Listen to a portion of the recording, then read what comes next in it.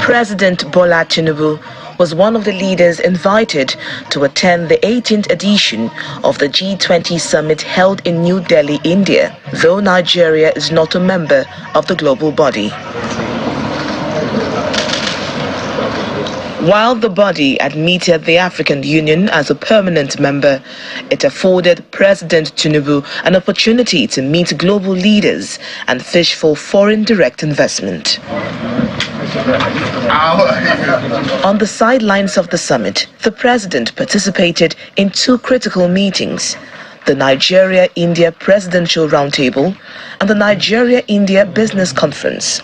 For the president, the summit represents perhaps his first significant international outing within the context of investment facilitation, resource mobilization, and building economic partnerships across borders since his assumption of office. President Tinubu has gone to India in 2 days and secured $14 billion worth of investment pledges, of which we laid it out in detail, exactly what companies were involved, what sectors they're involved in, and how it's going to impact on the Nigerian economy. First of all, they're going to establish Nigerian subsidiaries, number one. And then number two, we were very active about the process of creating a handshake. Going by the reports from India, it was a fruitful outing for Nigeria, following the attraction of private capital. We are seeing the foreign investments coming in, which is good. If you look at our foreign investment, direct foreign investments last year, 2022, it was negative. So that means that more money, we had more outflows than inflows. I'm sure you heard of some companies that closed down in Nigeria. So that, of course, those are negatives.